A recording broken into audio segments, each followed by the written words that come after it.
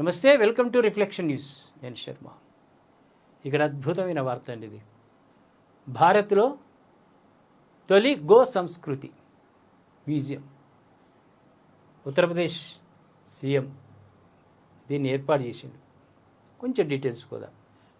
శాస్త్రపరంగా go ఉత్పత్తుల విశిష్టతను తెలియజెప్పే లక్ష్యంతో ఉత్తరప్రదేశ్లోని మధురలో Pandit Deen Dayal Upadhyaya veterinary science university క్యాంపస్లో మనకు కనిపిస్తున్నాడు యోగి గారు. శాస్త్రపరంగా గో ఉత్పత్తుల విశిష్టతను తెలియజెప్పే లక్ష్యంతో Uttar Pradesh మధురలోని Pandit Deen Dayal Upadhyaya veterinary science university క్యాంపస్లో గో సంస్కృతి మ్యూజియం ఏర్పాటు చేయనున్నారు.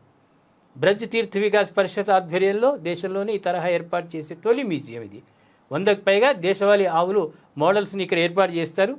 ఇదే చోట ఒక డైరీ పార్లర్ కూడా ఏర్పాటు చేసి ఆవు పాలు, పెరుగు, నెయ్యితో పాటు ఇతర గో ఉత్పత్తులను సాధారణ ప్రజానీకానికి అందుబాటులో ఉంచుతారు. గో ఉత్పత్తులతో కలిగే లాభాలను శాస్త్రపరంగా వివరిస్తారు. గోమాత అంటేనే మనం పూజిస్తాం. గోమాత యొక్క ఆమె ముక్కోటి దేవతలు గోమాతలో ఉంటాయని తెలుసు. గో ఉత్పత్తులు కూడా ఉత్తరప్రదేశ్ దీన్ని అంతటా ఆచరించాలి. గోమాత గో ఉత్పత్తులు అనేవి పాలు, పెరుగు ఇవన్నీ తయారవుతాయి కదా. మళ్ళీ ఆవు పేడ కూడా చాలా విశిష్టమైనటువంటిది.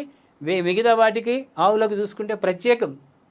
అక్కడ ప్రతిదీ కూడా ఆవు గురించి, ఆవు గొప్పతనం గురించి, ఆవు పాల విశిష్టత గురించి శాస్త్రపరంగా వివరించడానికి ఒక మ్యూజియం ఏర్పాటైంది. అన్ని రంగాల్లో ఉత్తరప్రదేశ్ ముందంజలో ఉంది. సీఎం యోగి గారు కూడా చాలా ముందు చూపుతో వ్యవహారం చేస్తూ ఉన్నాడు. అక్కడ మిగతా రాష్ట్రాలకు ఆదర్శవంతంగా ఉంటున్నాడు.